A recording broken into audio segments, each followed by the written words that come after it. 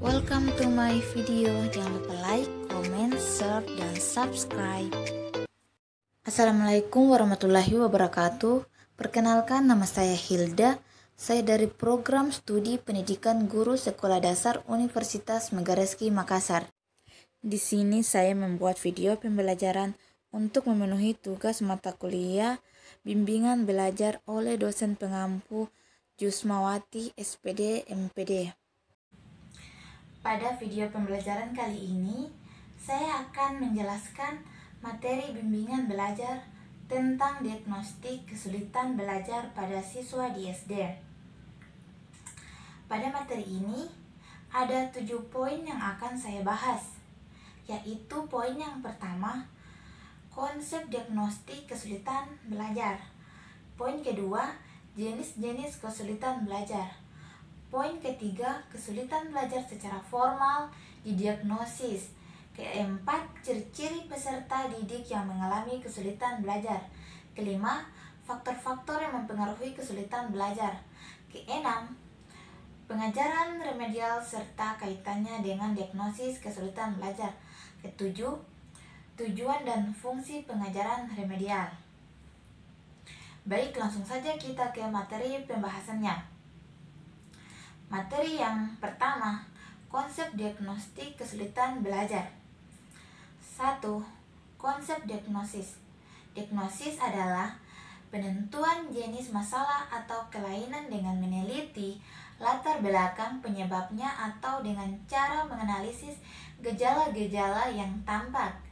2. Kesulitan belajar. Kesulitan atau hambatan belajar yang dialami oleh peserta didik dapat berasal dari faktor fisiologi, psikologi, instrumen, dan lingkungan belajar. Maka dapat disimpulkan bahwa diagnosis belajar merupakan proses menentukan masalah atas ketidakmampuan peserta didik dalam belajar meneliti latar belakang penyebabnya atau dengan cara menganalisis gejala-gejala kesulitan atau hambatan belajar yang nampak. Poin yang kedua yaitu jenis-jenis kesulitan belajar. Kesulitan belajar dibagi menjadi 3 kategori besar, yaitu yang pertama, kesulitan dalam berbicara dan berbahasa. Kesulitan dalam berbicara dan berbahasa ini sering menjadi indikasi awal bagi kesulitan belajar yang dialami seorang anak atau peserta didik. 2. Permasalahan dalam hal kemampuan akademik.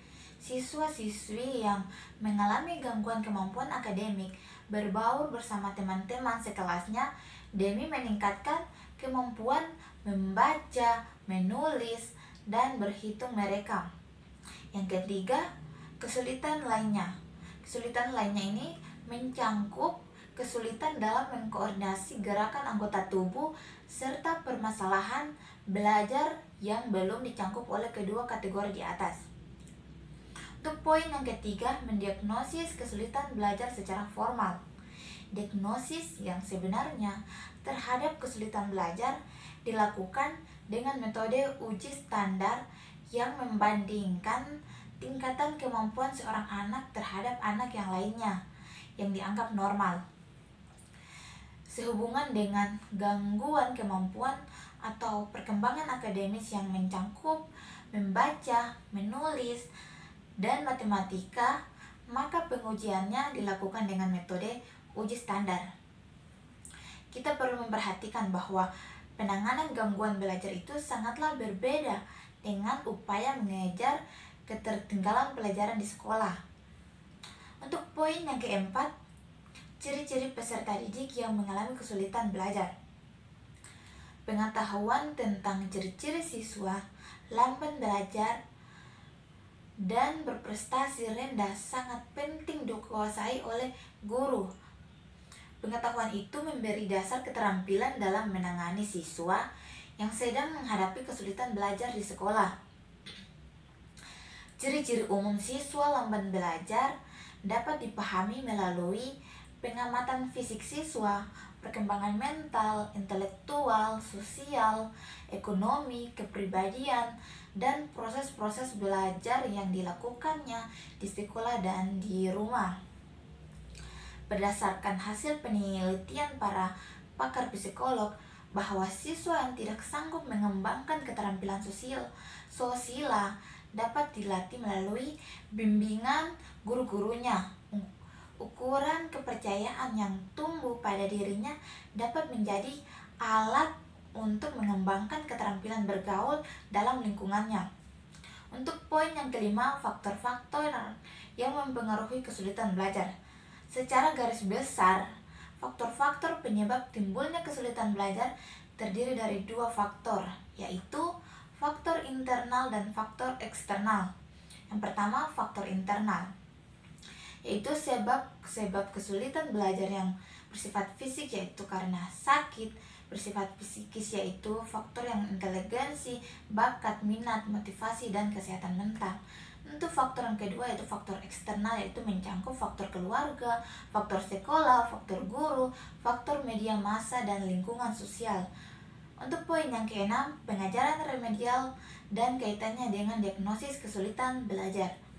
Pengajaran remedial merupakan suatu bentuk pengajaran yang bersifat mengobati, menyembuhkan, atau membetulkan pengajaran dengan membuatnya menjadi lebih baik dalam rangka mencapai tujuan pembelajaran yang maksimal. Kesulitan belajar yang dialami siswa di sekolah bisa bermacam-macam, baik dalam hal menerima pelajaran, penyerapan pelajaran, atau kedua-duanya. Untuk poin yang ketujuh, tujuan dan fungsi pengajaran remedial. Yang pertama, tujuan pengajaran remedial.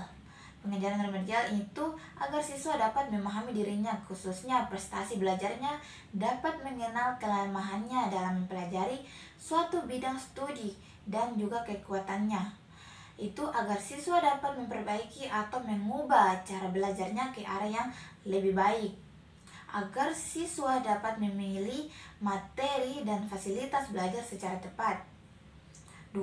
Untuk fungsi pengajaran remedial, yang pertama adalah fungsi korektif, kedua ada fungsi pemahaman, ketiga ada fungsi penyesuaian, keempat ada fungsi pengayaan, kelima fungsi akselerasi, kelima fungsi terapeutik. Demikianlah penjelasan materi mengenai diagnostik kesulitan belajar pada siswa di SD.